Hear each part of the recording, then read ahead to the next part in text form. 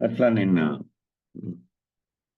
జరిగింది దాంట్లో కొనసాగింపుగా ఏమోత్తాత్ర ఫలభోగ విరాగము సమాధి శక్తి సంపత్తి మూర్ఛత్వము అనేటివి ఉండాలి. ఉంటేనే ఇది అవుతుంది. దాని మీద కూడా తీవ్ర మూర్ఛ ఉండాలి, ఏదో తాత్కాలికమైనది కాకుండా అనేది నిన్నటి దాంట్లో చెప్పారు. ఇక్కడ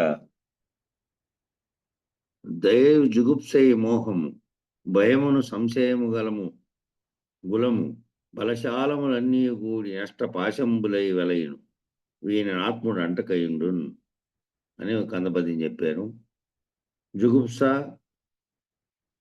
అంటే ద్వేషము, ఎవరినైనా చూస్తే అసహ్యము, అసూయ, ఈర్ష్య ఇవన్నీ కలిపి జుగుప్స. మోహము తమోగుణ లక్షణం, భయము కూడా తమోగుణ లక్షణమే. సంశయము రజోగుణ లక్షణం, కులము తమోగుణల గుణమే. సంశయము అంటే అనుమానించడం. నిన్న జరిగింది ఇది. ఇక మిగతాది అట్లే కొనసాగిస్తే సులభంగా అర్థమవుతుందని చెప్తుంది. భార్యను అనుమానించడం అంటే అనుమాన పిశాచం అంటామే అది. కరుణ, దయ ఇవి సత్వగుణ లక్షణాలు. బలశాలములు రజోగుణము ఇవన్నీ కలిపి అష్టపాశములు. ఈ ప్రకారం కొందరు 3 గుణాలతో కూడి ఉన్న అష్టపాశములను తగులుకొని దరి కానక పరితపించుతున్నారు. ఈ బంధములను తొలగించుకోవాలను. ఇవన్నీ మనతకు మనమే అవిద్యతో కూడినటువంటి ఉండడం వల్ల, అజ్ఞానం వల్ల మనం కలిగించుకున్నవే తప్ప ఇవన్నీ గురువు వల్ల విజ్ఞానవంతుడైతే విచారణ ద్వారా తెలుసుకుంటే ఈ కలిగేటివన్నీ కూడా ఎవరు కల్పించలేదు, నేనే కల్పించుకున్నవే ఇవన్నీను. ఈ కులం అనేటివైనా సరే, ఈ జుగుప్స, ద్వేషము, ఒకరిని చూస్తే అసూయ, ఒకదాని మీద తీవ్రమైన మోహం, మళ్ళా భయం, ఇవన్నీ కూడా ఈ లక్షణాలే. ఇవన్నీ తగిలించుకున్నందువల్ల ఏర్పడినటువంటివి. ఈ అష్టపాశాలన్నీ కూడా తగులుకొని ఉండడానికి కారణం 3 గుణాలతో కూడి ఉన్నటువంటివి ఇవన్నీ. ఈ బంధాలు తొలగించుకోవాలంటే విచారణ ద్వారా అవిద్యలో నుంచి బయటపడితే ఏవైతే ఇవన్నీ బంధాలు ఏర్పడడానికి కారణమైనటువంటి భ్రాంతులు ఉన్నాయో అవి పోతూ వస్తే సులభంగా బయటపడతాడు దీంట్లో నుంచి. ఉత్తమాత్తత్వ చింతాచ మధ్యమం శాస్త్ర చింతనం అధమా మంత్రచింతాచ తీర్థం భ్రాంత్యత మాధమ అని ఒక శ్లోకం చెప్పారు. తీర్థయాత్రల వలనను మంత్రానుష్ఠానం వలనను శాస్త్రములు చదువుట వలనను ముక్తి లేదని దీనిల వల్ల తీర్థయాత్రలు చేయడం అవి చేసినందువల్ల ఏమవుతుందంటే ఆ ప్రాంతాలు అనేకమైనటువంటి మనకు తెలియని ఇతర ప్రాంతాల్లో అక్కడ ఉన్నటువంటి నిర్మాణాలు, అక్కడి పరిస్థితులు ఇలాంటివి తెలుసుకోవడానికి అవకాశం ఏర్పడుతుంది. కానీ దానివల్ల వేదాంతపరమైనటువంటి వేదాంతపరమైన జ్ఞానం ఏర్పడాలి అంటే అక్కడేమీ ఉండదు. అక్కడ నువ్వు తెలుసుకునేది, విచారణ చేసేది ఏమీ లేదు. కంటితో చూసి, అక్కడ దృశ్యాలు చూసి, అక్కడ ఉండేటువంటి దేవుడో ఒకటే ఏదో అక్కడ పూజలో పాల్గొని చూసి రావాల్సిందే. తీర్థయాత్రల వలన, శాస్త్రములు చదవటం వలన ముక్తి లేదని నిర్ణయము. శాస్త్రములు చదవటం వలన ఏమవుతుంది? శాస్త్రంలోని విషయాలు ఉంటాయి, కానీ ఆ విషయాలను మళ్ళీ నిర్ణయాత్మకంగా నీకు చెప్పాలి అంటే ఒక గురువు ఉండాలి. లేకుంటే కేవలం వాచ్యార్థంగా ఉన్నటువంటి అంశం నీకేమో అర్థమవుతుంది, కానీ దాని యొక్క అంతరార్థాన్ని, అనుభవార్థాన్ని చెప్పాలంటే గురువు ఉండాలి. అందువల్ల ఈ శాస్త్రం వలన, తీర్థయాత్రలు చేయడం వలన ముక్తి లేదని నిర్ణయము. కేవలం తత్వజ్ఞాన ఫలమైన అపరోక్ష సాక్షాత్కార స్వానుభవం చేతనే ముక్తి సిద్ధం. కేవలము తత్వజ్ఞాన ఫలమైనటువంటి తత్వజ్ఞానం వల్ల వచ్చినటువంటి ఫలం ఫలితంగా వచ్చినటువంటి అపరోక్ష సాక్షాత్కార స్వానుభవం. అపరోక్ష సాక్షాత్కార స్వానుభవం చేతనే ముక్తి సిద్ధం. కాబట్టి తత్వజ్ఞాన ఫలం అందాలి అంటే ఆ తత్వజ్ఞాన ఫలాన్ని మనకు అందించేటువంటి ఒక గురువు ఉండాలి. వేదాంతంలో ఇతరత్రా తెలుసుకునే వాటిల్లో ఇట్లా కేవలం వాచ్యార్థంగా తెలుసుకునే వాటిల్లో పురాణ కథలు లాంటి కథలు చదివి అందులోని సారాన్ని కొంత గ్రహించవచ్చు.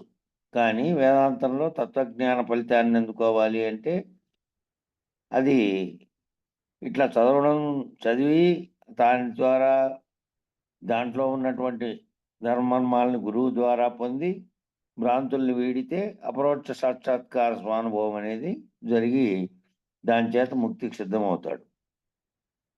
సంస్కారం వదిలించుకోవడానికి తీర్థయాత్రకు వెళ్ళి మరలా రెండోసారి తీర్థయాత్రకు వెళ్ళాలనే కోరిక పుట్టకుండా ఆ తీర్థయాత్రలో ఏ ప్రయోజనం ఉందో ఆ విషయం ఏమిటో అన్నీ సున్నితంగా సూక్ష్మంగా లోతుగా పరిశోధించి విడుదల పొందాలి.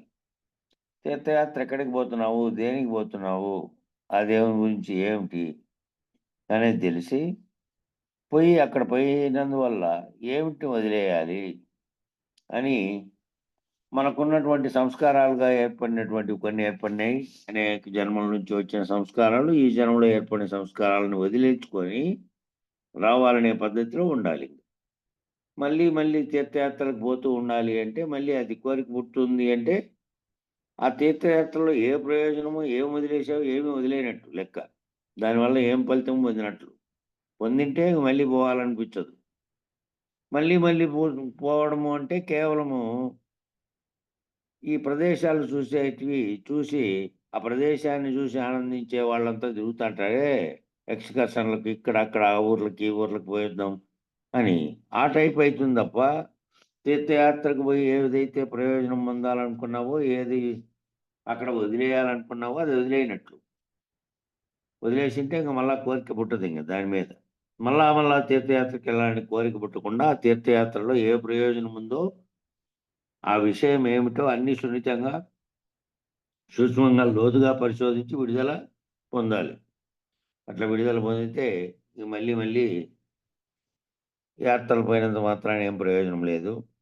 నేను ఏదైతే యాత్రకు పోయినానో దాని ఫలితం రావాలి అంటే ఈ సంస్కారాల నుంచి విడుదల కావడానికి ఆ సూక్ష్మమైనటువంటి ఆ దేవుడనే దాని మీద లోతైన పరిశీలన చేసి క్షేత్రంలో అక్కడికి పోయి ఒక చోట చూడడం కాదు, నాలో నేనే చూసుకోవాలనేది ఏర్పడాల. తీర్థయాత్రకు వెళ్ళవలసి వచ్చి ఒకరు గురువుగారిని అడిగారు. నీకు సంస్కారం ఉందేమో వెళ్ళిరా అన్నారు. ఆ గురువు ఏమన్నారంటే నీకు ఇంకా జన్మ సంస్కారాలు వచ్చింటాయి కాబట్టి దాని మీద ఉందేమో వెళ్ళిరా పో అన్నాడు.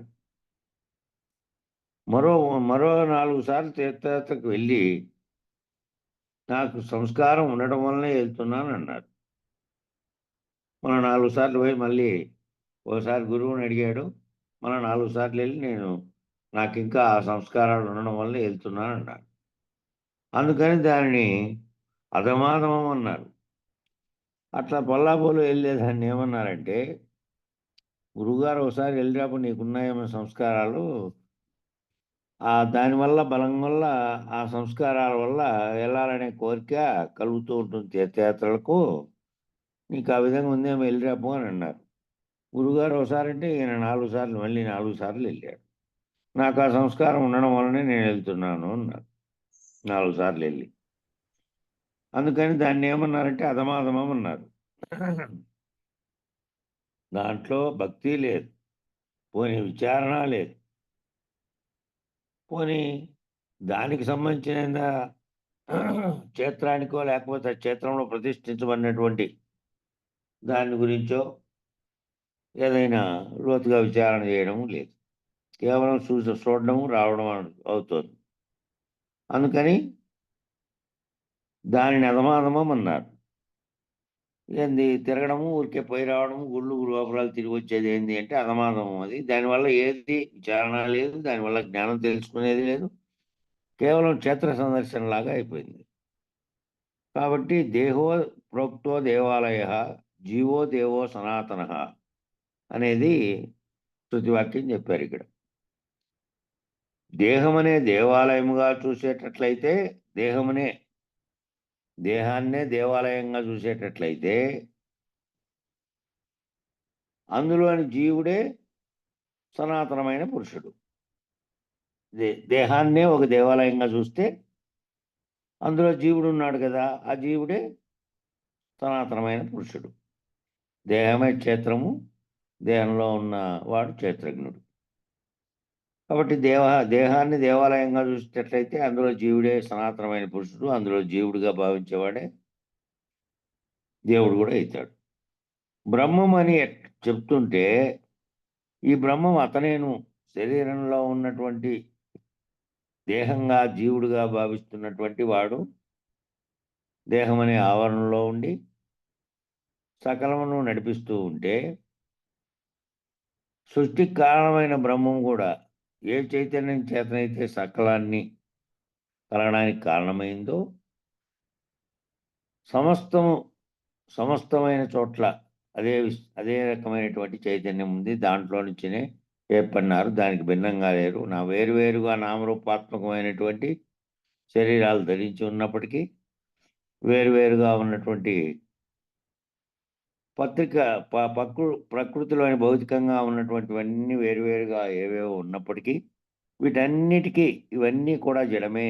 వీటన్నిటిలో ఉన్నటువంటి అటు పంచభూతాలు రోజు కదులుతూ వాటి కర్తవ్య నిర్వహణ ఏ విధంగా అవి చేస్తున్నాయో, అవి సమిష్టి చైతన్యం వల్ల చేస్తున్నాయి. అదే చైతన్యంలో భాగంగానే వ్యష్టి చైతన్యాలన్నీ ఉన్నాయి. వేరువేరుగా లేవు. ఆ బ్రహ్మం నువ్వేను. ఆ విధంగా ఆ దేని ప ఇప్పుడు చెప్పిన సూక్తి ప్రకారం దేహో ప్రోక్తో దేవాలయః, జీవో దేవో సనాతనః అంటే దేహమనే దేవాలయముగా చూసేటట్టయితే అందులోని జీవుడే సనాతనమైన పురుషుడు బ్రహ్మము అని చెప్తూ ఉంటే, అది అర్థం చేసుకొని, దాన్ని నువ్వు ఏ విధంగా నువ్వే బ్రహ్మమువో చెప్పడానికే ఇవన్నీ చెప్పారు. ఈ సాంఖ్య విచారణ కాడ మొదలుపెట్టి సాధారణంగా సృష్టి, వ్యష్టి సమిష్టులు అన్నిటిని వాటి కారణాలను బెట్టి చెప్పుకుంటూ ఎళ్లి అన్నీ అయిపోయిన తర్వాత మహావాక్య విచారణలో తేల్చారు. అది ఎక్కడో విచారణ చేయకుండా, ఇది వినకుండా, ఇది దీన్ని గ్రహించకుండా, ఎక్కడో తీర్థాలలో దేవుడున్నాడని వెళ్తావెందుకు? అది అధమాధమం గాక మరేమిటి? మానవులు ఒక ఊరు కట్టుకొని ఒక 50, 60, 70, 100 అయితేనే ఆ 100 ఇళ్ళకి వాళ్ళ సంస్కారాలను బట్టి వాళ్ళు పొందినటువంటి వాళ్ళ మతాన్ని బట్టి వాళ్ళేం జేస్తారు, మనకోటుంటే బాగుండు, ఎప్పుడన్నా టెంకాయ కొట్టుకునే ప్రార్థన చేసుకునే కానీ, ఏమీ లేని చోటే ఎట్లన్నా ఉన్నేది. ఆడ ఓ రాళ్ళలో మానవం ఉంటే ఆ మాను కింద పోయి పెడతారు. ఇంగంతే. అదొక దేవాలయం అయిపోయింది. అప్పటి వరకు మామూలు ప్రదేశమే గదా! నువ్వు ఏర్పాటు చేసిన ఊరే అది. గుడైనా అది ప్రసిద్ధి పొందకముందు సాధారణ ప్రదేశమే. ప్రసిద్ధి పొందడానికి దానికో పురాణ చరిత్ర కల్పించి, అక్కడోకటి తయారు జేసి, అక్కడ బెట్టి, మళ్ళీ దానికి మహత్యం ఆపాదించినందువల్ల ఇంగది అట్లే వెలుగులోకి వస్తుంది. అట్లనే దాని మీద భ్రమతోనే పోతున్నారు. మూడవది మంత్రచింతాచ. ఆ పైన చెప్పినటువంటి శ్లోకంలో మంత్రచింతాచ. నీకో మంత్రం జెప్పారు. హంస మంత్రం ఇచ్చాం తీసుకున్నారు. అక్కడే ఆగిపోయినారా? మళ్ళీ కారణ మంత్రం ఇచ్చారు. ఇప్పుడు 2 చేయాలా గురువుగారు అని అడిగారు. అవసరం లేదు. కారణ మంత్రం చేయి. హంస మంత్రం వదిలేయి. దాని తర్వాత మూడవ మంత్రం త్రయమంత్రం ఇచ్చారు. దీనినేం జేయమంటారు? అన్నాడు. ఏమి చేయవద్దు. అసలు తలుచుకోవద్దన్నాం. త్రయమంత్రం ఇచ్చాక 3 మంత్రాలు ఇచ్చిన తర్వాత, ఆ మంత్రాన్ని మాటిమాటికి తలవద్దు అన్నాం. మూడవ స్టెప్పులో మంత్రాన్ని మననం చేయవద్దని చెప్పేశాం. ఒకరు వచ్చి నాకు మంత్రం ఇవ్వండి అన్నారు. మంత్రం ఇస్తే గురువుకి, శిష్యుడికి ఒక అనుబంధం ఏర్పడడానికే ఆ మంత్రం తప్ప, ఆ మంత్రానికి, ఆ మంత్రాక్షరాలకి, ఆ మంత్రపదాలకి కొంత శక్తి ఉంటుంది. ఆ శక్తి శిష్యుల్లో వ్యాపకమయ్యి మాంసపిండం మంత్రపిండంగా తయారవుతుంది. ఆ మంత్రం అంతవరకే.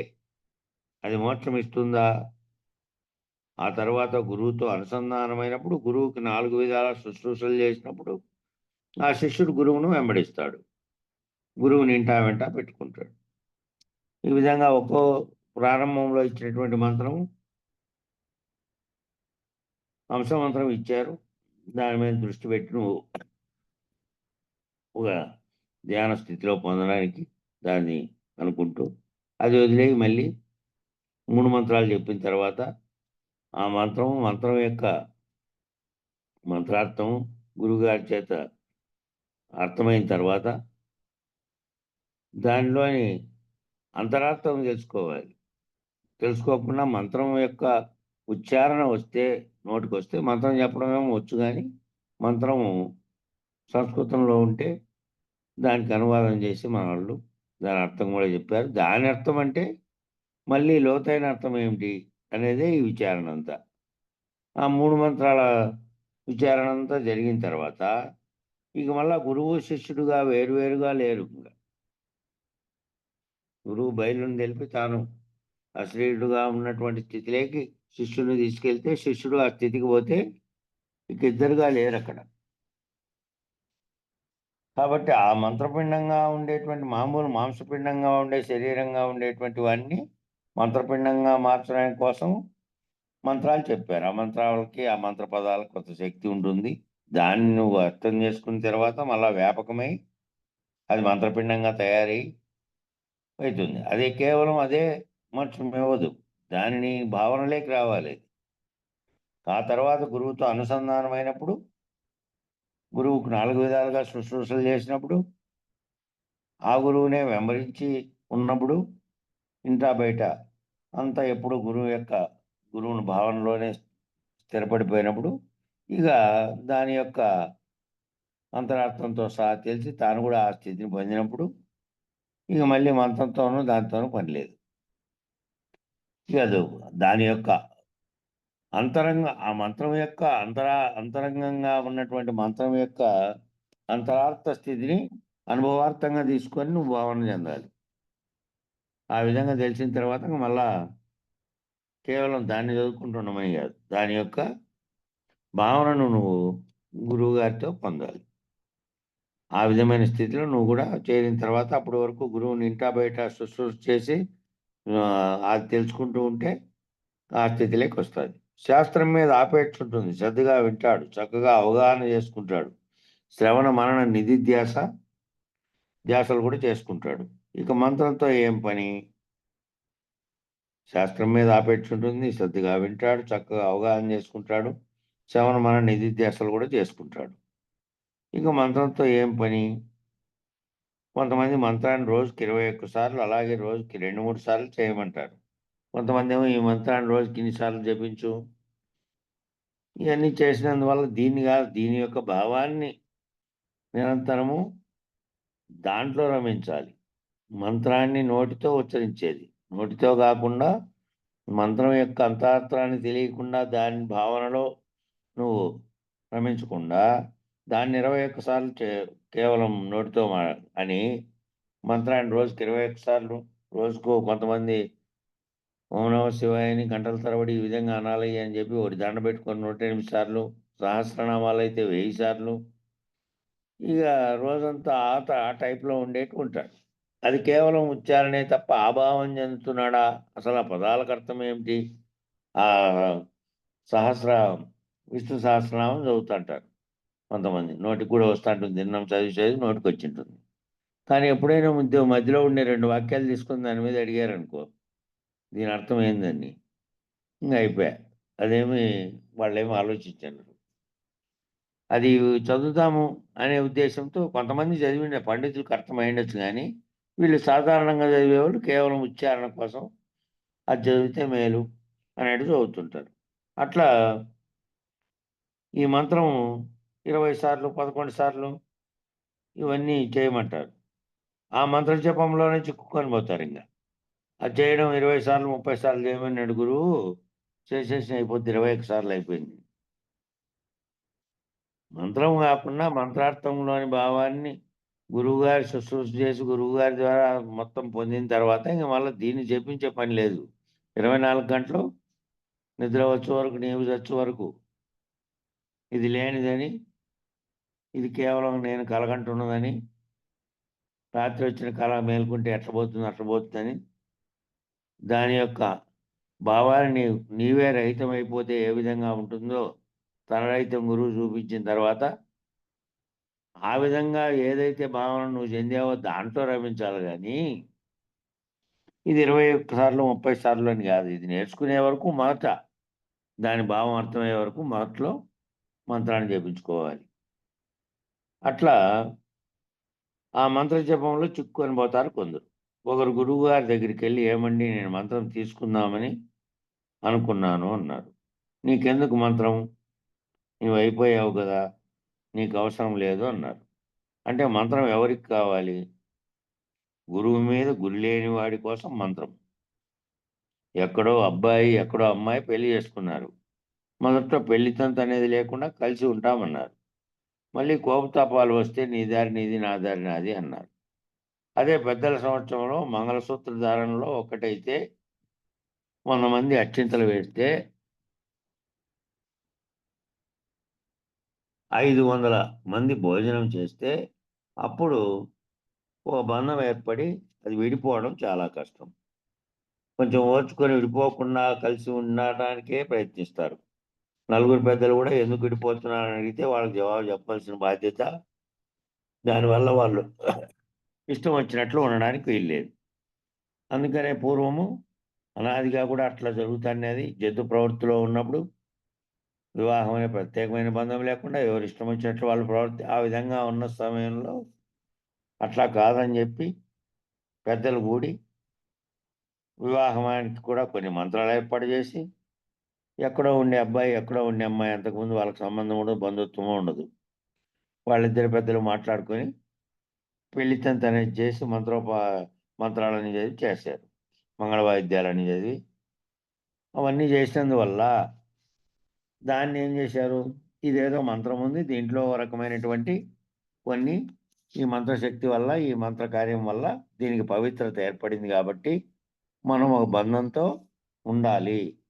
ఈ బంధం విడిపోవడానికి వీల్లేదు అనేటువంటి భావన ఏర్పడతాది. అట్లా లేకుండా అయితే ఏమవుతాది, ఏదో మేము కలిసుంటాము అనే ఇది ఒకటొచ్చింది గదా! దరిద్రంగా. అట్లా ఉంది ఇప్పుడు చాలా చోట్ల. ఏది సహజీవనం అనేది ఇవి.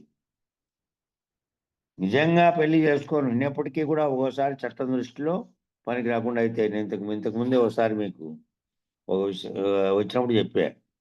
మద్రాసులో ఎప్పుడో 20 ఏళ్ల క్రితం, 20, 30 ఏళ్ల క్రితం ఓ పెళ్లి చేసుకుంటే వాళ్ళిద్దరూ అభ్యుదయ భావాలు ఉండేవాళ్ళు. శాస్త్రాలను, ధర్మాలను దాన్ని దీన్ని నమ్మేవాళ్ళు గాదు. ఇద్దరు వాళ్ళ ఫ్రెండ్స్ అంతా ప్రోత్సహించారు. పోయినారు, గుళ్ళోకి పోయినారు, పెళ్లి చేసుకున్నారు. చెరువు దండేసుకొని. ఇంగంతే. ఇవన్నీ ఏం పాటించలే. మంగళసూత్ర ధారణ గాని, మంత్రాలు చదవడం గాని ఏమి లేదు. ఆ పెళ్లి చేసుకున్నారు. అది అయిపోయింది. అంత లోపల పిల్లలు పుట్టారు. తీవ్రమైనటువంటి గొడవలు వచ్చినాయి. మళ్ళా విడాకులకు మళ్ళా పోయినారు కోర్టుకు. పోయిన తర్వాత మద్రాస్ హైకోర్ట్‌లో జరిగిందిది. చారిత్రాత్మకమైన తీర్పుల్లో ఇదొక తీర్పు. ముఖ్యమైన తీర్పులన్నీ భారతదేశంలో వివాహ వ్యవస్థ మీద, కుటుంబ వ్యవస్థ మీద వందలాది తీర్పులున్నాయి గానీ, దాంట్లో చానా కొన్ని గుర్తించవలసినవున్నాయి కొన్ని. ఈ తీర్పు ఏం జరిగిందంటే మద్రాసులో జరిగిన తర్వాత ఆయన ఆహ్, హిందూ వివాహ చట్టం 1955 చట్టం అనేది ఉంది. హిందూ వివాహ చట్టం. ఆ చట్టంలో పేర్కొనబడిన అంశాలేంటివి అంటే ముందు వివాహం అనేది ఎలా జరగాలో హిందూ మత ధర్మం ప్రకారం నిర్ణయించారో దాని ప్రకారమే వాళ్ళు గూడా దాన్నే నమ్మాలి గాబట్టి లా వాళ్ళు గూడా దాన్నే పరిగణనలో తీసుకొని దానికి 7 పెట్టారు గదమ్మా! 7 సూత్రాలున్నాయి దానికి. సప్తపది 7 అడుగులు నడవడం, కంకణ ధారణ, సూత్రధారణ, ఆ తర్వాత మాంగళ్యం తంతునామేన అనే మంత్రం చెప్పి అగ్నిహోత్రం ముందు పూజ చేసి జన్మంత జన్మ జన్మ ఉన్నంత వరకు నేను వదలను అని చెప్పి ప్రతిజ్ఞ చేపించి చేశారు కదా. అవి ఏమైనా చేశారా మీరు అంటే? లేదండి, మేమిద్దరం ఇష్టపడి అక్కడ పోయి గుళ్ళో చేసుకున్నాము, మంత్రము గింత్రము ఏమీ చదవలేదు, ఏమీ చెప్పలేదు అని చెప్తే మద్రాస్ హైకోర్టు ఏమైందంటే, అట్లయితే మీది హిందువులు కాబట్టి మీరు హిందూ వివాహ సూత్రాల ప్రకారం జరగలేదు మీ పెళ్ళి, కాబట్టి మీకు పెళ్ళే కాలేదు, మీకు విడాకులు ఎందుకు ఇంకా, మీ పెళ్ళిగా గుర్తించడానికి వీలు లేదు, మీ సంతానం కూడా అక్రమ సంతానమే, కాబట్టి దానికి మీరు పెళ్లి చేసుకుంటే మీకు ఇవన్నీ వస్తాయని చెప్పింది. దానికే ఉమ్, మన కందార్థం ఉంది. మంత్రము చేతను సంతెట్లగు ఉమ్, తంత్రము లేకున్న కాదు. మంత్రము చేతను అడిగిల మంత్రము తంత్రంబు రెండు మరికూడుకొని కార్యములన్నీ జరిగించుకోని మంత్రాతంత్రములలో మర్మము గురుడెరుగు గురునీచే మరుగెరుగు అని మన కందార్థాల్లో కూడా ఒకటి వచ్చింది. ఉత్త మంత్రాలతోనే ఉమ్, కాదు నాయన, దానికి కావాల్సిన తంత్రం కూడా ఉండాలా అని. ఉమ్, ఉమ్. అట్లా దానికోసం ఇవి ఏర్పాటు చేశారు. ఏర్పాటు చేశారు కాబట్టి సంతు అంటే సంతులు అని మహారాష్ట్రలో ఉంటారండి. శ్రీధర స్వామి వారి వాళ్ళు ఉండే ఏరియా అంతా సంతులు. ఇప్పుడు ఉన్నాడు అది సంత్ అంటే తావత్తు నకార్పల్లు ఉండే సంత్ అది. ఇది సంతు అంటే సంతానము అనేది. ఈ సందర్భంలో అంటే సంతు అంటే సంతానము. సంత్ అనే పదం ఉంది, అది మరాఠీ పూజారి వెంకటేశ్వర కూడా సంతు మంత్రం చే సంతట్లాగా అంటే మనం సంతానం అని చెప్తారు, సంతానం అని చెప్పకూడదు, సంతు అని చెప్పాలి. అదే సన్యాసి ఎట్లయితాడు, మంత్రం చేత సన్యాసి ఎట్లయితాడు?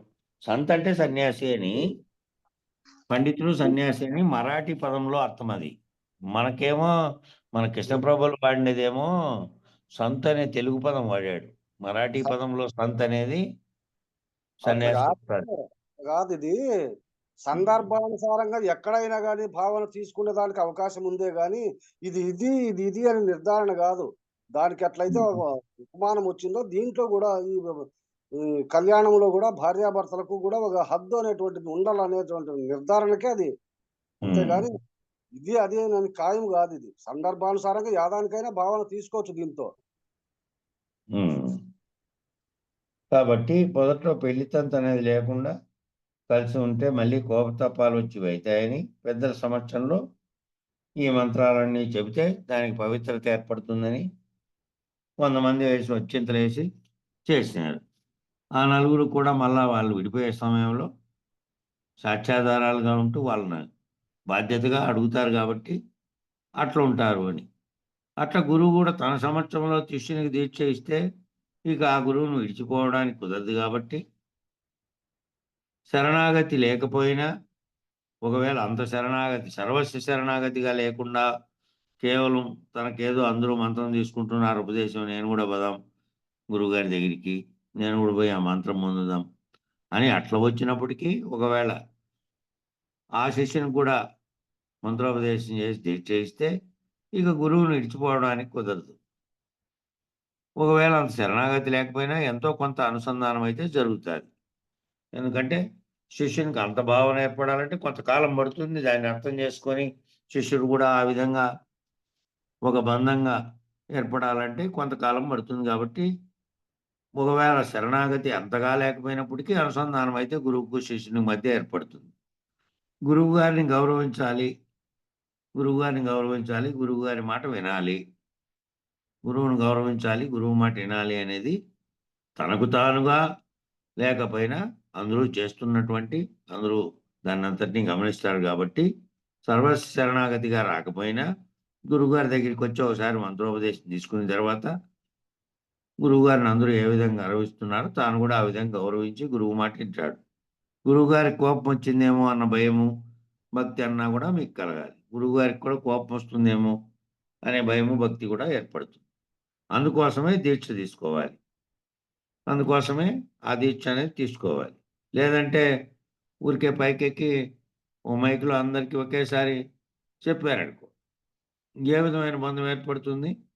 ఊరు ప్రజలంతా ఇనుండొచ్చు. గానీ, ఈ గురువు, శిష్యుడనే బంధం ఏర్పడడానికి గురువు ప్రత్యేకంగా దీక్షిచ్చి, మంత్రోపదేశం జేసి, దాని వివరణ జెప్పి, ఇక దాని తర్వాత అటు నుంచి సాధన జేసుకోపో అని అంటాడు గాబట్టి, అక్కడ ఏర్పడుతుంది. ఊరికే మొత్తం అందరికి సమూహానికి చెప్పినట్టు గాదు కాబట్టి ఆ దీక్ష తీసుకుంటే శిష్యునికి కూడా ఆ విధంగా నేను గురువుగారి మాట వినాలి, గురువుని గౌరవించాలి, ఎప్పుడు కూడా గురువు వెంబడి ఉండి విషయాలు తెలుసుకోవాలనేటువంటి బంధంతో ఏర్పడుతూ వస్తది. తీవ్ర తపన, తీవ్ర మోక్షేచ్ఛ ఉండి గురువు దగ్గర మంత్రోపదేశం లేకుండానే అంతా వింటూ సాధన చేసుకుంటే వారికి మంత్రోపదేశంతో పని లేదు. కొంతమంది అట్లాగనే ఉన్నారనుకో, అట్లా అంటే అన్నీ వినుకుంటూ మొత్తం బోధంతా తెలిసి మంత్రోపదేశం కాలేదు. బోధ మాత్రం మొత్తం తెలుసు. అనే దానికి ఉదాహరణ కూడా ఒకటి చెప్పారప్పుడు. పూజారి వెంకటేశనే చెప్పారు. మన ఏమిట్లో ఈయన వాళ్ళ గురువు అక్కడ ఆశ్రమం కట్టారు గదా! గ్రామం చిత్తూరు జిల్లా ఆర్య గ్రామంలో ఆ ఆశ్రమం దగ్గర ఒకాయన ఇట్లే వైరాగ్యంతో వచ్చి నేను ఇక్కడే ఉండిపోతానంటే, ఏవో ఒకటి ఆశ్రమంలో పనులు కూడా చేసుకుంటూ ఉంటాడులే అని చెప్పి, ఉన్నాను నీకింకా తెలియదులే ఏమీను. మళ్ళీ నీకు ఎప్పుడో ఒకసారి చెప్తాలే, ఉపదేశం ఎప్పుడో ఇద్దాంలే. ఇంగా ఇప్పుడే కదా వచ్చినది. ఆ పనులు, ఈ పనులు చేసుకుంటూ వినుకుంటూ ఉండు అంటే, వినుకుంటూ ఉన్నాడు. అట్లా కొన్నాళ్ళు గడిచిపోయినాయి. కొన్నాళ్ళు గడిచిపోయిన తర్వాత ఒకసారి ఈ శిష్యులందరూ మాకు కూడా ఏమన్నా అధికార పత్రం ఇయ్యి స్వామి. మేము గూడా మాకు గురువులుగా ఏదైనా మీరిస్తే తీసుకుంటామన్నట్టు ఓ రోజు ఇట్లనే చర్చ జరుగుతూ ఉంటే, మీకింగా అంతా అంతా నేను కొన్ని ప్రశ్నలు అడుగుతా దానికి చెప్పండి. ఆ చెప్పే స్థితిలో ఉంటే మీరు మళ్ళా బోధించే స్థితిలోకి వచ్చినట్టు అని చెప్పి ఆయన కొన్ని ప్రశ్నలేసాడు. కొంతమంది చెప్పారు, కొంతమంది చెప్పలేకపోయినారు. అట్లా చెప్తూ ఉండగా ఇంకో ప్రశ్నకు అందరూ ఎవరు కూడా చెప్పలే. ఓ ప్రశ్నకైతే. అది ఎక్కడో వచ్చినోళ్ళకి కూరగాయలు అవన్నీ వంట చేయడానికి పురమాయించినటువంటి ఆయన, కొన్నాళ్ళుగా వింటున్నటువంటి ఆయన అక్కడి నుంచి చెప్పాడు కూరగాయలు తరుక్కుంటానే. స్వామి నేను ఇదే అని భావిస్తున్నా దానికి. ఇంగా ఆయన గమనించాడనమాట. మంత్రోపదేశము చేయలేదు. అంతవరకు 2, 3 ఏళ్లుగా నిరంతరం అదే ధ్యాసలో ఉన్నాడు. గురువు ఏం చెప్తున్నాడనే ధ్యాసలో. పనిలో ఉన్నప్పటికీ, మంత్రోపదేశం లేకపోయినప్పటికీ భావం అర్థమై చెప్పినాడు. చెప్తానేమైంది? వెంటనే గురువుకి అర్థమైపోయింది. ముందు తక్షణం నీకు గదా ఇయ్యాల్సింది నేను. నువ్వు లేకపోయినా గూడా ఇంత ఆసక్తిగా దీని మీద పెట్టుకొనున్నావని చెప్పి వెంటనే ఆ రోజే ఆయనకి మంత్రోపదేశం చేశారట. అట్లా తీవ్ర మూర్ఛేచ్ఛ ఉండేవానికి ఏమవుతుంది అంటే, అదే చింత ఉంటుంది గాబట్టి, మంత్రోపదేశం లేకుండా గురువు వెంబడి కొన్నాళ్ళు తిరిగి, విషయం తెలుసుకొని మళ్ళా మంత్రోపదేశం చేసుకున్నారనుకో. అట్లా ఉండే వాళ్ళు కొందరు. ఎవరో శిష్యులు వచ్చి ఏవండీ నాకు కూడా మంత్రం కావాలా అని అడిగారు. కావాలా అనే సంశయం ఉంది కాబట్టి వద్దన్నాం. కావాలా అంటే సంశయంగా ఉన్నట్టు. కాబట్టి నీకు మూర్ఛేచ్ఛ లేదు. కాబట్టి వద్దు అన్నారట. ఎందుకంటే కావాలా అనే అనుమానంతోనే ఉన్నావు నువ్వు. నాకు కావాలనే కోరికతో లేవు. నాకు కావాలి, నేను తెలుసుకోవాలి అనే ఆశయంతో లేవు. నాకు గూడా అవసరమా? నాకు పలానా పురాణాలన్నీ వచ్చు. రోజు పొద్దున్నుంచి చాలా చదువుతా. ఇవన్నీ రాసిన రామకోటి అన్నీను. అని నాకెందుకబ్బా ఇంగా? నేను గుళ్ళకి 3 సార్లు పోతా రోజుకు. ఇట్లుండేవాళ్ళు కొన్ని భావాలుండేవాళ్ళున్నారు. నాకు కావాలా అనే సంశయం ఉంటే, కావాలో వద్దో నీకే తెలీదు. కావాలని నువ్వు నిర్ణయించుకుంటే గదా! మూర్ఛేచ్ఛ ఉంటే ఖచ్చితంగా కావాలని అందుకు. నాకు కూడా ఇవ్వండి అని అడిగిన వాళ్ళకి ఇవ్వలేదు. మంత్రం ఇచ్చి ఏం లాభం? మీకు తీవ్ర మూర్ఛేచ్ఛ ఉందా? చెప్పేది అర్థం చేసుకొని చేస్తావా? మధ్యలో మానేస్తావా? అది తెలుసుకున్నాకే దీక్షిస్తారు. ఇవన్నీ తెలుసుకున్నాకే నువ్వు అట్లా పట్టుకొని గట్టి పట్టుదలతో, నిర్ణయంతో నువ్వు ఉంటేనే ఇస్తారు. ఊరికే మంత్రం ఇచ్చి ఏం లాభం? నీకే సందేహం ఉంటే లోపల తీసుకోవాలనా లేదా అని. అందుకే మొదటి మంత్రం ఇవ్వగానే గురువుగారు బోధించాలి. కొందరు గురువులు ఉంటే ఉంటాడు, పోతే పోతాడని డింగి మంత్రం ఇస్తారట. ఏదో మరి డింగి మంత్రం అంటే. కొంతమంది ఈడెవడో ఇంకా ఉంటే తగులుకొని ఉండని, లేకపోతే పోని అని చెప్పి ఇస్తారట. శిష్యుడు 1 ఏడాది 2 ఏళ్ళు సత్సంగం చేసి పోయిన వాళ్ళు పోగా మిగిలిన వాళ్ళు ఎవరైనా ఉంటే వారి స్థితిని బట్టి కూడా మంత్రం ఇస్తారు. కొంతమంది సత్సంగానికి వస్తూ పోతూ వింటూ ఉంటే వాళ్ళలో కొంతమంది గట్టిగా విని అట్లే దానికి అతుక్కుపోయే వాళ్ళు, కొంతమంది కొన్నాళ్ళు చేసి మానేసేవాళ్ళు ఉంటారు. వాళ్ళల్లో ఉండే మిగిలిన వాళ్ళు ఎవరైనా ఉంటే వాళ్ళ స్థితిని బట్టి ఓహో వీళ్ళకి మంత్రోపదేశం చేస్తే వీళ్ళు పర్వాలేదు అని చెప్పి వాళ్ళకిస్తారు. మంత్రం మరీ అంత ఇంపార్టెంట్ కాదు. ఆ మంత్రశక్తి ఎవరైతే గ్రహించగలుగుతారో వారికే అది ఇంపార్టెంట్. వీళ్ళందరికీ ఊరికే వచ్చి వినేవాళ్ళు వాళ్ళకంత ఇంపార్టెంట్ కాదు. ఎందుకంటే ఏదో కేవలం వింటున్నారు తప్ప దాన్ని గ్రహించి దానిని ఎవరైతే దాని అంతరార్థాన్ని కూడా గ్రహించి మోక్షాపేక్షతో చేస్తారో వాళ్ళకే ఇంపార్టెంట్. మంత్రశక్తి మీద ఆధారపడకుండా జ్ఞానం కోసం వచ్చిన వాళ్ళకి మంత్రదీక్ష అవసరం లేదు. ఇంక వాళ్ళకి దాని మీద ఆధారపడకుండా ఏదో మేము జ్ఞానం తెలుసుకుంటామని వచ్చారు. తెలుసుకున్న వరకే తెలుసుకుంటారు. ఇంక మిగతా దాని లోతులు లేకపోకుండా ఉండేవాళ్ళు కూడా ఉన్నారు. అయితే సాంప్రదాయం కొరకు మంత్రదీక్ష అవసరం. సాంప్రదాయం కొరకు మంత్రదీక్ష. మనం మంత్రంలో ఉన్నటువంటి విషయమేమో 3 పలుకుల్లో తెలుసు మనకు. ఒకటేమో బయలని, అది ఎప్పటికీ ఉంటుందని. ఒకటేమో అశాశ్వతమైన జగత్తని, దాన్నంతటిని ఎరుగుతానేటువంటి ఎరుక అనేది కల్పించిందని, దాన్ని ఎరుక ఉండగానే ఎరుకను విచారించి విడనాడితే ఎరుక రహితమే పరిపూర్ణమని, ఎరుక లేకుండా ఉంటే ఏ సంకల్పం లేదని, దీని జన్మకు కారణమైన విత్తనం నశిస్తుందని సూచాయిగా పైకి ఆ విషయం తెలిసినప్పటికీ ఇన్ని రకాలైనటువంటి గ్రంథ విచారణలు, ఇన్ని రకాలుగా గురువు దగ్గర గురుముఖత కొన్నాళ్ళు, గురువు చెప్పినటువంటి తత్వాలతోనే అవి పాడుకుంటూ కొన్నాళ్ళు విచారణ చేస్తున్నాము అంటే కేవలం 3 పదాలలో వచ్చినటువంటి ఆ పదాల యొక్క అర్థం నేరుగా కాకుండా ఆ పదాల అంతరార్థాన్ని నువ్వు అన్వయం చేసుకోవాలంటే నువ్వు వ్యష్టి సమిష్టిల స్థితిగతులు అన్నీ తెలుసుకోవాలి. కాబట్టి వీటన్నిటికీ మళ్ళీ కొన్ని కారణాలు పెద్దలు ఏవైతే వాళ్ళ ఊహలో తట్టినాయో దాన్ని అనుసరించి నిర్ణయాత్మకంగా ఒక్కోటి చేసుకుంటూ వచ్చారు. కాబట్టి 1000 సంవత్సరాలలో వాటన్నిటికీ నువ్వు దృఢపడాలంటే అవన్నీ అందుకోసమే చేస్తూ ఉన్నాం. కేవలం ఆ 3 లైన్లు, ఆ 3 లైన్ల అర్థము ఒకటే రోజే 30-40 సార్లు చెప్పించి వాళ్ళకి వచ్చేటట్టు చేయొచ్చు. కానీ దానివల్ల కాదు. దాన్ని తెలుసుకోవాలంటే ఊరికే వినేటువంటి దాంట్లో కూడా తెలుసుకోవచ్చు. కానీ దానివల్ల నువ్వు ఒక గురు శిష్య బంధంగా ఏర్పడమే గాక దాని అంతరార్థాన్ని గ్రహించి విచారణ చేసుకుంటూ పోవడానికే అది ఇచ్చాము అని దాంతో ఉండాలి. కాబట్టి మీకు ఇచ్చే ఏం లాభం, ఏ విధంగా చేయాలంటే మీకు అర్థం చేసుకొని దాన్ని ఈ విధంగా పూర్తి ఆ మంత్రశక్తి ఏదైతే ఉందో ఆ మంత్రదీక్ష తీసుకున్నందుకు దాని యొక్క ఆ సాంప్రదాయంలో ఇచ్చినటువంటి మంత్రదీక్ష నాకు అవసరము. ఆ అవసరం వల్ల నేనేం గ్రహించాలి అనేది తెలుసుకుంటేనే అది అవసరం. ఆ సాంప్రదాయం కొరకే మంత్రదీక్ష అనేది ముందిస్తున్నారు. ఎందుకంటే వేదాంత సాంప్రదాయంలో అన్నిటికంటే ప్రథమమైనటువంటి సూత్రం,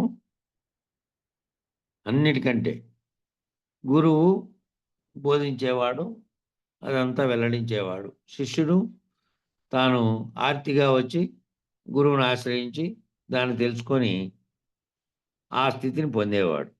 ఈ 2 ప్రథమ సూత్రాలు కాబట్టి బంధం ఈ వేదాంతంలో. కాబట్టి పుస్తకం చదువుకోరాదా అంటే దండిగా పుస్తకాలున్నాయి. ఎవరికి వారు చదువుకోవచ్చు. కానీ గురువు పుస్తకంతో సంబంధం లేకుండా కూడా బోధించగలడు. ఆ బోధించే విధానం వాళ్ళ గురువుల ద్వారా ఆయన పొందించాడు.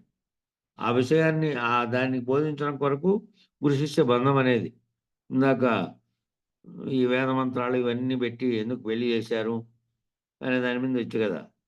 అందుకోసం ఒక నిబద్ధత కోసం కల్పించారు. ఓ బంధం అందుకనే గురువు శిష్యుడనే బంధం అట్లా బంధంగా ఏర్పడి ఆ మంత్రం తీసుకున్నందుకు దాని యొక్క దీన్ని సర్వస్వ శరణాగతి రీతిలో కొంతమంది లేకపోయినా ఇతరులను చూసి కొంతమంది అట్లా మారి కొంతమంది వదిలేసేవాళ్ళు కూడా ఉంటారు. తీసుకొని కూడా వదిలేసేవాళ్ళు.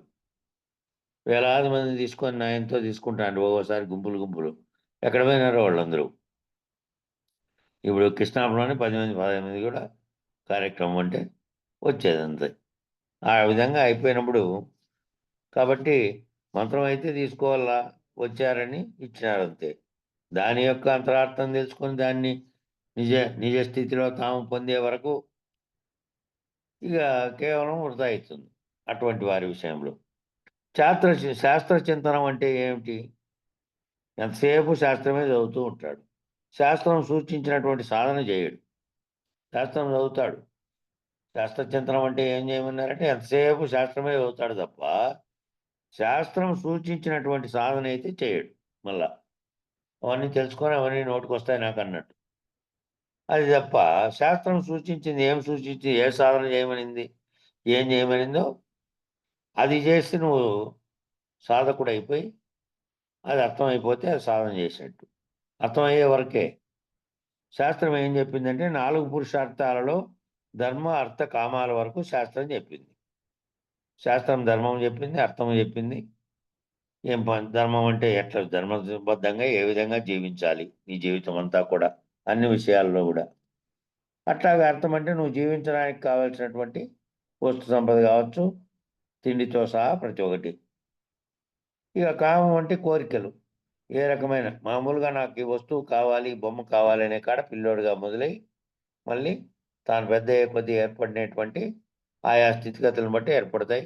యవ్వనంలోకి వచ్చిన వాడికి పెళ్లి, వివాహము, దాంపత్య జీవితం, కుటుంబం ఇట్లాంటివన్నీ ఏర్పడినవన్నీ ఆ కోరికలు తీర్చుకోవడం, అది కూడా ధర్మబద్ధంగా తీర్చుకోవడం అనే వరకు శాస్త్రం చెప్పింది. ఈ 3 దానులను శాస్త్రం చెప్పింది. మోక్షం గురించి కూడా చెప్పింది. మోక్షం గురించి కూడా చెప్పింది గానీ, ధర్మార్థ కామాల విషయంలో తీవ్రంగా సాధన చేయడం గానీ, శాస్త్రం చదువుతూనే ఉంటాడు.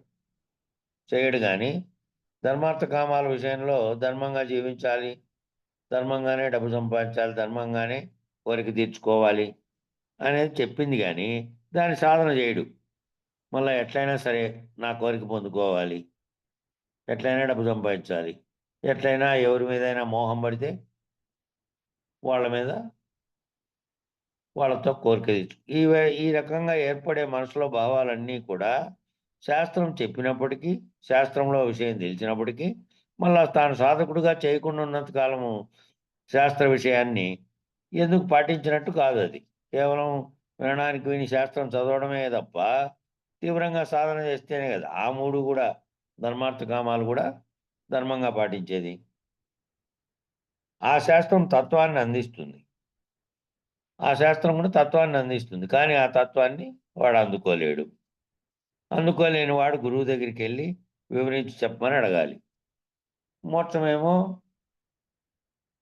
ఈ మిగతా 3 ఆచరించి వ్యావహారిక జీవితంలో చేసినట్టు తెలిపేది కాదది. మోక్షం అనేది మిగతాటివి రోజువారీగా ఆచరించే దాని లేకట కాదు. ఈ మోక్షం పొందడము అనేది నువ్వు విడుదల కావడం. బంధాల నుంచి, భ్రాంతుల నుంచి విడుదలై వీటన్నిటికి కారణమైనది ఏదైతే మళ్ళీ మళ్ళీ నీకిది అనేక లక్షల సార్లు జన్మలు కలిగిస్తోందో దాని నుంచి విడుదల కావడం. కాబట్టి అది దీనిలాగా ఇట్లా ఆచరించిన ఆయన ధర్మం అంటే ఇది, కామం అంటే ఇది, డబ్బు సంపాదించడం అంటే ఇది, ఆర్థికం అంటే ఇది అని చెప్పినట్టుగా వ్యవహారం కాదు కాబట్టి గురువు కంపల్సరీ గురువు దగ్గరికి పోయి ఇది గురువుతో విచారణ చేసి అడగాల్సిందే ఇది. కాబట్టి గురువు దగ్గరికెళ్ళి వివరించి చెప్పమని అడగాలి. అసలు గురువు దగ్గరికే వెళ్ళడు. తత్వచింతన చేసేవాడే గొప్పవాడు, ఉత్తముడు. తత్వచింతన చేసేవాడు ఎప్పుడైనా తత్వంలో అందులోని అంశాలను తత్వచింతన చేసి విచారణ ద్వారా తెలుసుకోగలిగితేనే గొప్ప అయితుంది. కేవలం ముక్త చదువుకుంటే కాదు కాబట్టి గురువు దగ్గరికి వెళ్తేనే ఆ విధంగా ఉత్తముడు అవుతాడు. ఒక ఋషి 3 వేదాలు వదిలేశాడు, చదివేశాడు. 4వది దొరకలేదట. ఎవరినో అడిగి 4వ వేదం లేదు. ఉంటే అది కూడా నేను చదివేస్తాను అన్నాడట. 4 మహావాక్యాలు 4 వేదాల్లో ఉన్నాయి. 3 వేదాలు చదివితే చాలు. ఒక్కటి చదివినా చాలు. ఒకే ఒక్క మహావాక్యాన్ని పట్టుకున్నా చాలు. అందులో ఉన్నటువంటి తత్వమసి వాక్యం చాలు. ఉత్తమం తత్వచింతాచ అంటే తత్వమసి వాక్యాన్ని విచారించడమే. కాబట్టి ఈ 4 మహావాక్యాలనే 4 వేదాల్లోటివి తీసుకొచ్చి చెప్పినప్పటికీ, 4 వాక్యాలుగా ఉన్నప్పటికీ, తత్వమసిలో విచారించినటువంటి నువ్వు అదే అయి ఉన్నావని విచారిస్తే, అదే మాటే చెప్పినట్టు. అయమాత్మ బ్రహ్మ, నేను బ్రహ్మనయ్యాను, నేను అదే అయి ఉన్నాను, ఆం బ్రహ్మస్మి, నేనే బ్రహ్మనని నిర్ణయాత్మక రావడానికి విచారణంతా తత్వమసి వాగ్వాక్యంలో విచారించిన దాంట్లోనే ఉంది. దాని యొక్క విచారణ 4 దానిలోటిది కూడా సారాంశం ఒకటిగానే ఉంది. 4వ వేదంలో కూడా అదే ఉంది. 4వ వేదం చదవకపోతే ఏమైంది అని ఎగతాళి చేస్తారు కొందరు. శివుడి గారి సభలోకి వచ్చినటువంటి వారితో ఉండి అది వ్యక్తం చేశాడు. శివుడి సభలోకి వెళ్ళి వచ్చినటువంటి వారితో ఉండి అది వ్యక్తం చేశాడు. తన దగ్గర ఉన్న 3 శాస్త్రాలు కూడా ఒక నదిలో పడవేసి, ఆ శివుడి దగ్గర తత్వం నేర్చుకొని, తత్వాన్ని చింతన చేసి, ఆ తత్స్వరూపుడయ్యాడు. శివుని దగ్గరికి పోయిన ఆయన ఏం చేశాడు సభలో? ఆ 3 శాస్త్రాలు చదివినట్టు అక్కడ పడేసి, శివుని దగ్గరే అడిగి, ఆ శివుని దగ్గరే తత్వం అనేది దాని గురించి నేర్చుకొని, తత్వాన్ని మళ్ళీ చింతన చేసి నేర్చుకున్న దాన్ని ఆ తత్స్వరూపుడే అయ్యాడు. కాబట్టి ఆ 4వది చదవకపోయినా గానీ 3 చదివాడు కాబట్టి 3 దానిల సారాంశాన్ని తెలుసు కాబట్టి 4వది ఆయన ద్వారా కనుక్కొని తత్వచింతన చేసి ఆ 3 దానిలను కూడా పడేశాడు. చదివిన దానిలను కూడా. అంతా ఏమీ లేదు. అంతా ఒక వాక్యంలో ఆయన చెప్పిన తత్వచింతనలోనే ఇదంతా తెలిసింది. మళ్ళీ ఇదంతా ఎందుకు అని. అట్లా ఆ స్వరూపుడైనాడు. ఆ విధంగా. తత్వాన్ని తెలుసుకోకుండా, తత్వం యొక్క అంతరార్థాన్ని తాను భావస్థితిలో పొందకుండా ఎన్ని చదివినప్పటికీ కూడా ఉపయోగానికి రావు. తీర్థయాత్రల వలన, మంత్రానుష్ఠానం వలన, శాస్త్రములు చదువుట వలన ముక్తి లేదని నిర్ణయం. తీర్థయాత్రలు చేయడం వలన, మంత్రాన్ని పదే పదే ఉచ్చరించడం వలన, శాస్త్రములు పదే పదే చదవడం వలన ముక్తి లేదు అని నిర్ణయం. కేవలం తత్వజ్ఞాన అపరోక్షానుభవ సాక్షాత్కారం చేతనే ముక్తి సిద్ధిస్తుంది. కేవలం ఈ తత్వజ్ఞానాన్ని అపరోక్షం చేసుకొని, అంటే తనకంటే వేరుగా పరోక్షంగా ఉన్నటువంటి దాన్ని అపరోక్షం చేసుకొని, అంటే ప్రత్యక్షం చేసుకొని, దాని యొక్క సాక్షాత్కారం చేతనే, దాని సాక్షాత్కారం అంటే దృశ్యరూపంగా కనబడేది కాదది. భావన చెందేటువంటి అపరోక్ష అనుభూతి అది. ఆ అనుభూతి వల్ల సాక్షాత్కారం చేతనే ముక్తి సిద్ధిస్తుంది. తాను ఆ భావం చెంది ముక్తి సిద్ధిస్తుంది తప్ప, ఇట్లా శాస్త్రములు అనేక సార్లు, మంత్రానుష్ఠానం అనేక సార్లు, తీర్థయాత్రలు అనేక సార్లు, 20 సార్లు పోయి గుండు కొట్టించుకుంటే నేను నిన్న ఎవడో ఒకడు చెప్పాడు కదా మంత్రి. ఈయన ఎన్నిసార్లు కొట్టించుకున్నాడు? నేను ఒకసారి కూడా చంద్రబాబు గుండు కొట్టించుకోలేదు, నేను 22 సార్లు కొట్టించుకున్నా అని వాడు. అట్లా ఉంది ఇది వాదన. 22 సార్లు గుండు కొట్టించుకున్నాడంట. ఇక దాని మీద దాన్నేమి నమ్మడు. గుండేం కొట్టించుకున్నాడు కానీ ఆ స్వామిని నమ్మడోడు. అట్లా వాడోడు. కాబట్టి ఎన్నిసార్లు గుండు కొట్టించుకోవడం కాదు కదా, నువ్వు వెంకటేశ్వరుని అర్థం చేసుకోగలిగినటువంటి స్థితిలో నువ్వు ఉండాలి. అట్లా కానీ ఈ తీర్థయాత్రల వలన, మంత్రానుష్ఠానం వలన, శాస్త్రములు చదవటం వలన ముక్తి లేదని నిర్ణయం. కేవలం తత్వజ్ఞాన అపరోక్షానుభవ సాక్షాత్కారం చేతనే ముక్తి సిద్ధిస్తుంది. సిద్ధిస్తుందని ఎందుకు అంటున్నాడు? సిద్ధిస్తుంది అని ఎందుకు అంటున్నాడు? నీవు అదే అయి ఉన్నావు కాబట్టి సిద్ధించడం అంటే నువ్వు అదే అయి ఉండడమే సిద్ధించడం. నేనే అది ఏదైతే విచారణ చేసి బ్రహ్మము అనేదాన్ని చెప్పారు మొదట. ఆ బ్రహ్మము నేనే అయి ఉన్నాను అనేది తెలుసుకోవడానికే ఇంత విచారణ చేసి ఇంత విశ్లేషణ చేసి వేరువేరుగా జనాన్ని గురించి, చైతన్యాన్ని గురించి, ఎరుక గురించి, ఎరుక రహితం గురించి, పరిపూర్ణం ఎట్లుంటుందనే దాని గురించి చూపించేది కాకుండా భావన చెందే కోసమే ఇంత విచారణ. చూపించే దృశ్యం అయితే ఒక్కటే నిమిషం. ఇదిగో ఇదే నాయనా, ఇది చూడు కనపడుతోంది అని చెప్పేది కాదు కాబట్టి, ఈ అపరోక్ష అనుభవ సాక్షాత్కారం చెందే కోసమే ఇంతగా నీవదే అయి ఉన్నావు, నువ్వదే నువ్వదే అయి ఉన్నావు అనేది తెలిస్తే అదే సిద్ధించినట్టు. అడ్డు తొలగితే చాలు, ఆవరణ పోతే చాలు. నీకున్న అడ్డు తొలగడం అంటే భ్రాంతులన్నీ విడిపోతే చాలు. ఈ ఆవరణ అనేటువంటి భావం పోతే కూడా చాలు. ఏ ఆవరణలో అయితే ఉన్నామో, ఆవరణ జగత్ అనేది ఒక ఆవరణ, జీవునికైతే శరీరం అనేది ఒక ఆవరణ. ఆవరణతో ఆవరణతో తాదాత్మ్యం చెందకుండా ఆవరణ రహిత స్థితిలో గనక ఉంటే నిత్యం ఇది జరుగుతూ ఉన్నా ఇవన్నీ వ్యవహారికంలో ఉన్నప్పటికీ కూడా దాంతో చెల్లించకుండా ఉంటాడు. ఆ నిరావరణంలో నీవు అదే అయి ఉన్నావు. నిరావరణ స్థితిలో నీవు అదే అయి ఉన్నావు. ఏదాన్నైతే తెలుసుకోవాలని నిరంతరము చేశావో అదే ఎప్పటికీ ఉంది, నిరావరణగా ఉంది. ఇది కేవలం తోచినటువంటి సంకల్పం అనేటువంటి ఎరుక ద్వారా వచ్చినటువంటి కల్పించబడినటువంటి మాయ చేత చేయబడినటువంటి సర్వభ్రాంతులు వదిలిన తర్వాత ఏదైతే నిరావరణంగా ఉందో ఆ నిరావరణలో నీవు కూడా అదే నిరావరణమై ఉన్నావు. నేనని భావిస్తున్నది ఏదైతే ఉన్నదో అది ఆ నిరావరణ స్థితి చెంది ఉంది. అది శరీరం కాదు. ఈ శరీరంలో అది కూడా ఆవరణ. ఈ ఆవరణలో కానీ సమిష్టి ఆవరణ కానీ ఏ ఆవరణ లేనటువంటి నిరావరణ నీవు అదే అయి ఉన్నావు. ఏ శాస్త్రమైనా అదే చెబుతుంది నీవు అదే అయి ఉన్నావని. అయితే ఈ సాధనా చతుష్టయ సంపత్తి మొదట్లోనే బ్రహ్మ సత్యం జగత్ మిథ్య అన్నాం.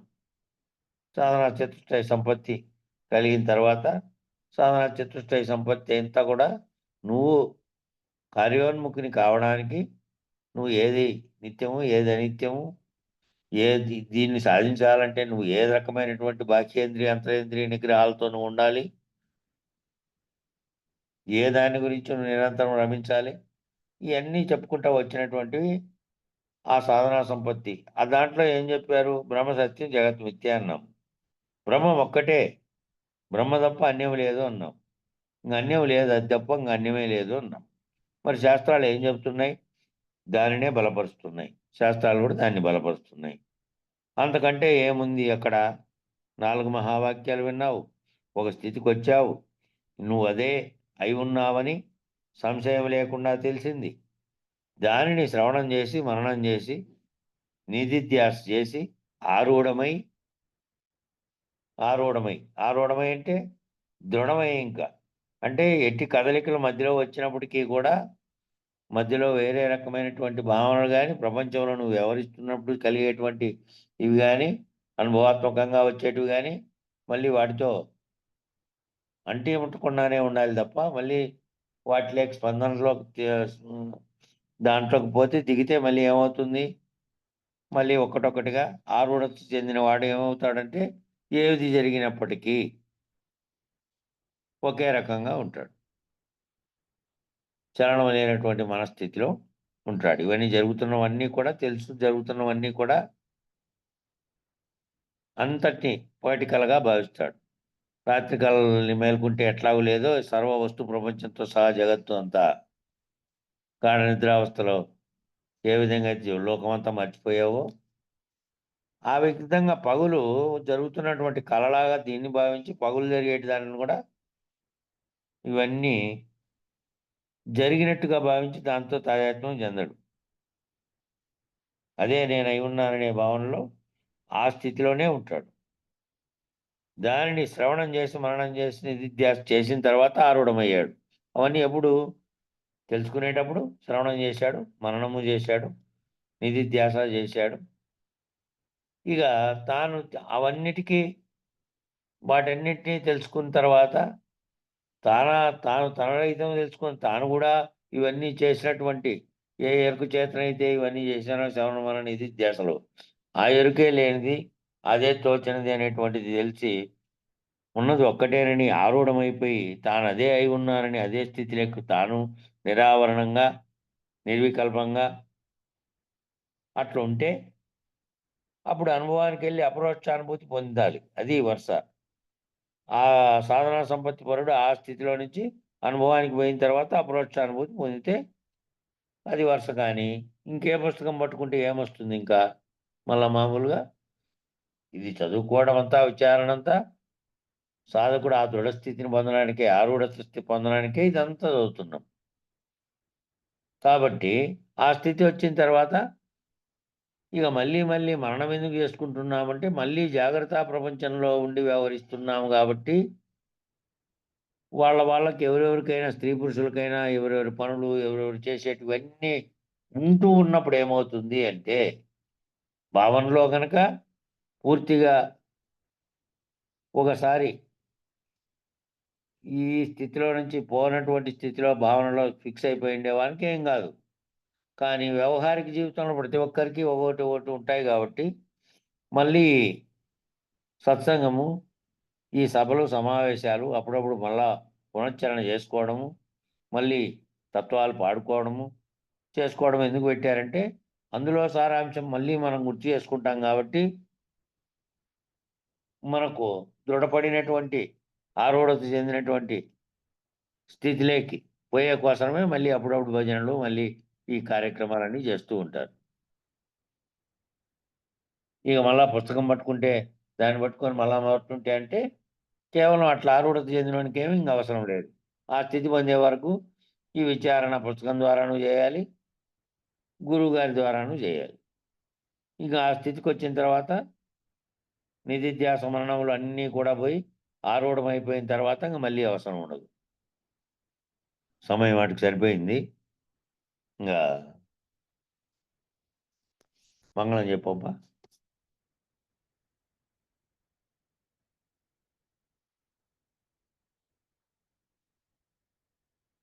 మంగళం చెప్పండి ఎవరు.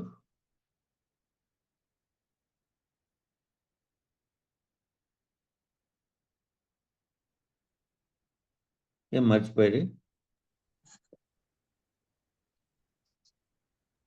మంగళం శ్రీ గురుదేవాయ మహనీయ గుణాత్మనే సర్వలోక శరణ్యాయ సాధు రూపాయ మంగళం. ఓం శాంతి శాంతి శాంతి. జై బులో శ్రీ వెంకటాంబ సమేత శ్రీ పూర్ణానంద పులయారులకు జై. జై శ్రీ ఇందుగల గురు భక్త మండలికి జై. జై గురు. జై గురు.